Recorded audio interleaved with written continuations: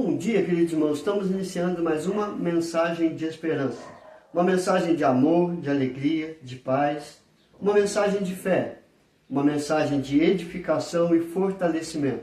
Uma mensagem de conforto e consolo para os nossos dias.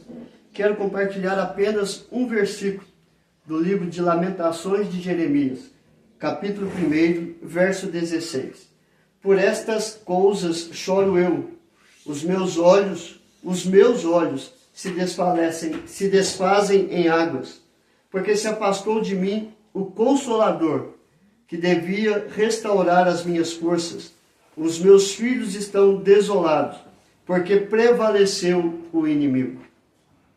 Capítulo 1 de Lamentações, o profeta Jeremias está lamentando porque Jerusalém fora destruída, ela estava desolada. E ele olha a situação pela qual o povo estava passando. Estava totalmente feridos, machucados, com a sua esperança arrebatada do coração, levados cativos.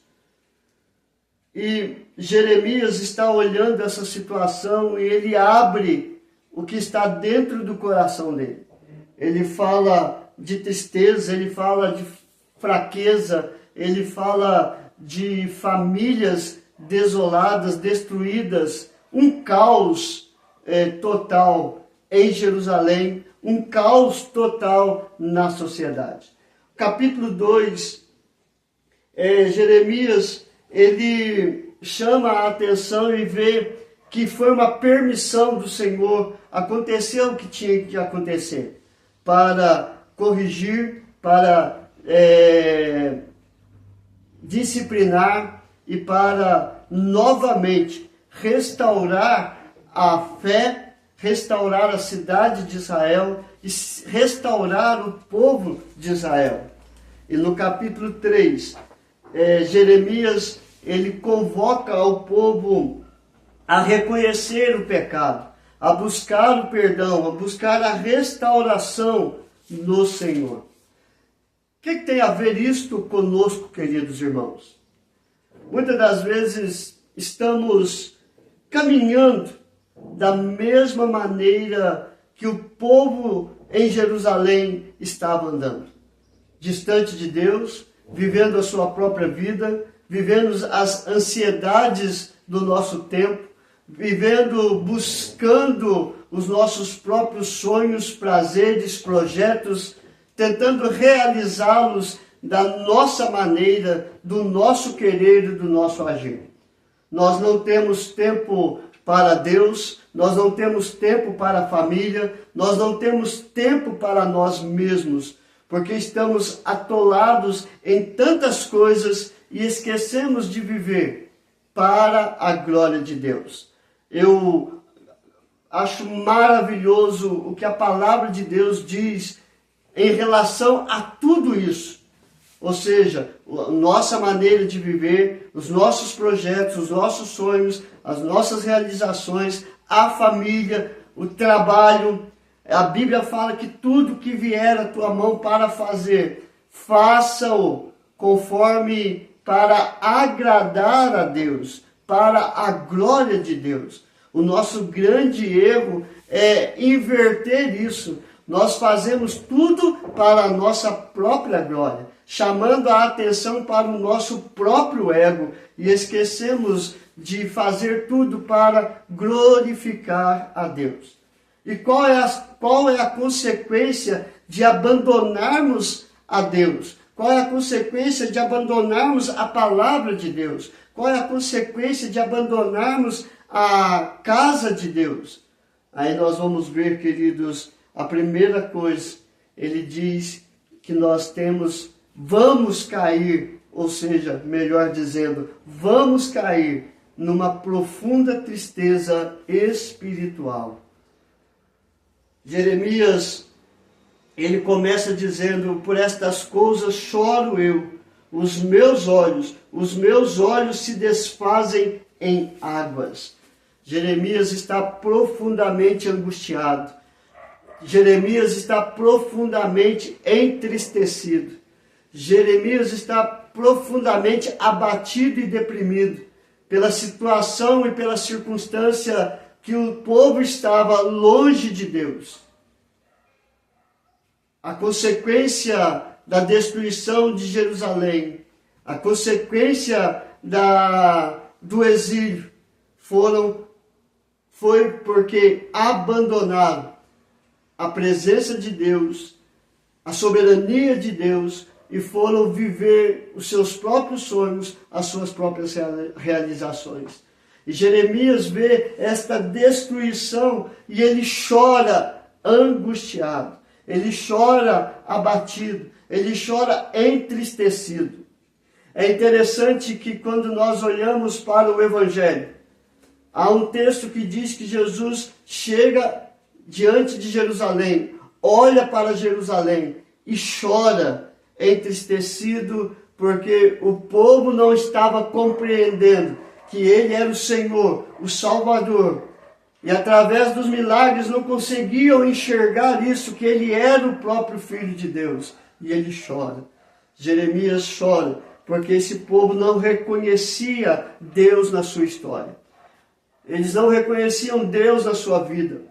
E eles queriam, estariam e viveriam longe da presença de Deus. Mas agora estavam sofrendo as consequências do seu abandono da presença do Senhor. A segunda coisa que acontece quando nós abandonamos e nós afastamos de Deus, nós nos enfraquecemos espiritualmente. Jeremias diz aqui: porque se afastou de mim o Consolador, qual que devia restaurar as minhas forças.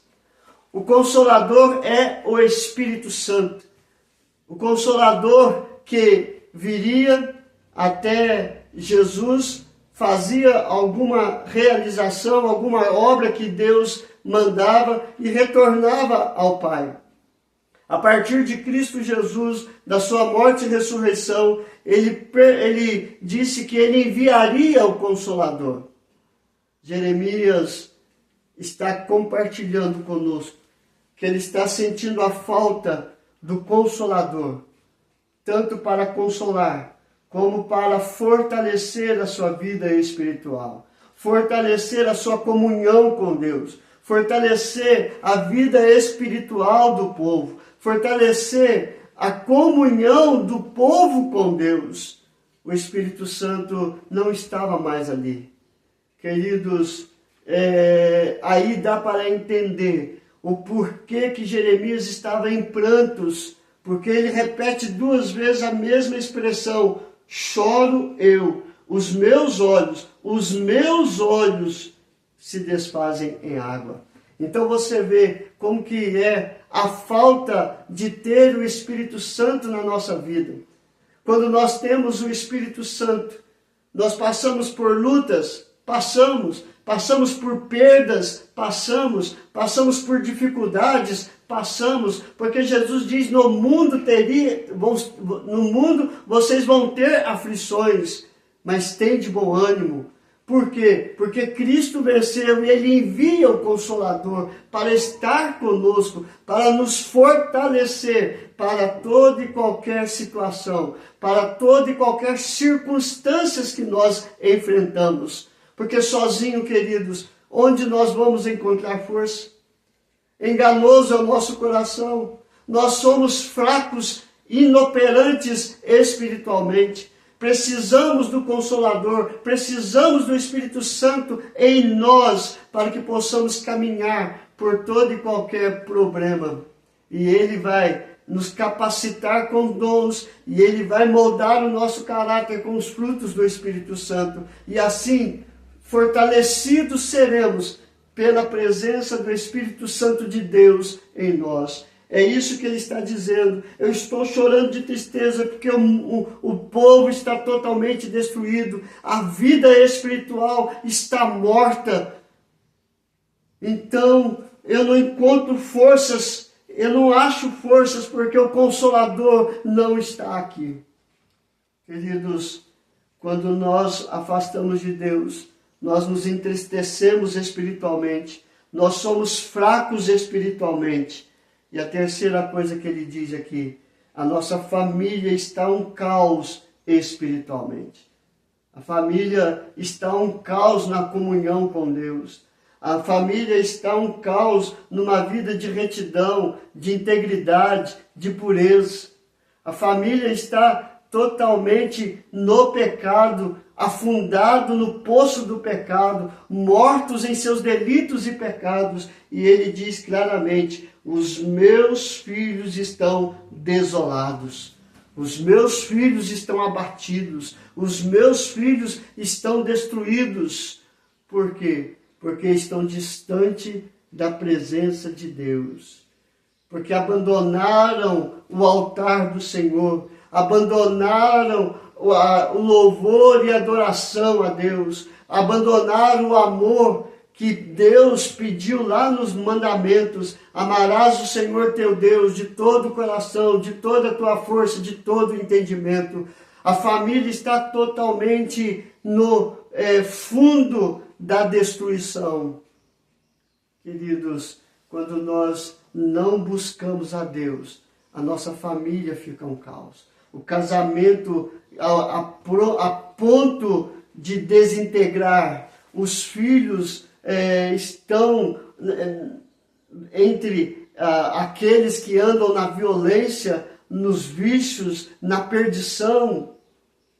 Por quê? Porque não tem uma vida centrada em Deus. Porque não tem uma vida centrada e corrigida e trabalhada pelo Consolador, pelo Espírito Santo de Deus. Uma família que vive a sua própria vida é uma família que vive somente para a infidelidade, para a infelicidade. Por quê? Porque não consegue ser fiel a Deus, feliz com Deus, e não vai ser fiel e feliz dentro do lar. Porque ali está instaurado o caos social, da depravação, da desolação espiritual na vida da família. Irmãos, então o que fazer? Se nós estamos vivendo uma vida desta forma, distante da presença e da face de Deus, vivendo uma vida triste, angustiante, deprimida, uma vida fraca espiritualmente, uma família totalmente no caos, o que fazer para corrigir? O profeta Jeremias, no capítulo 3, verso 21, diz: quero trazer à memória o que me pode dar esperança. Quero trazer à memória o que me pode dar esperança. Convido a você a olhar para o teu passado, ver a tua história, ver o que há de bom que pode dar esperança. Irmãos, quero te dizer que nem o dinheiro, que nem o poder humano pode nos dar esperança de dias melhores. A única coisa que pode nos dar esperança é uma vida na presença de Deus.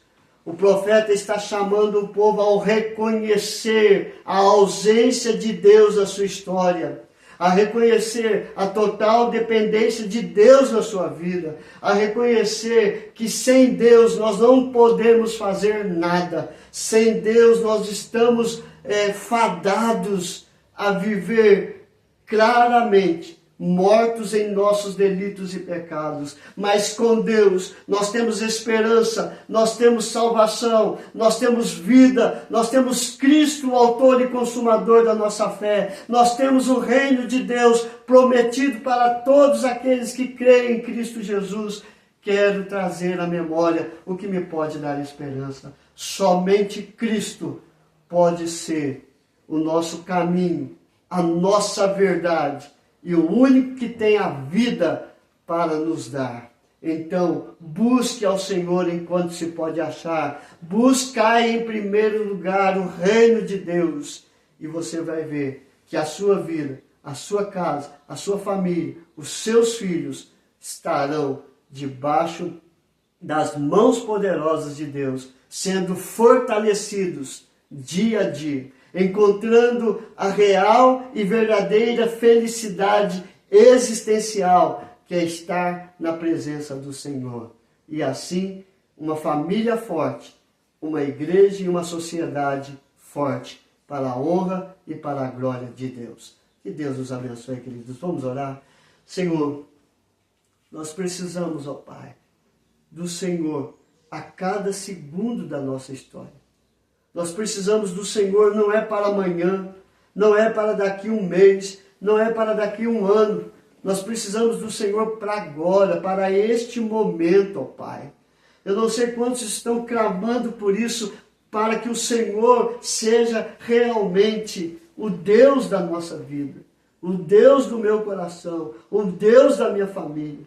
Eu não quero viver mais entristecido, eu não quero viver uma vida fraca espiritual, eu não quero ver a minha família no caos, mas eu quero ver a família no teu altar, buscando a tua face, chorando na tua presença, se alegrando no Senhor, te adorando e te louvando em espírito e verdade.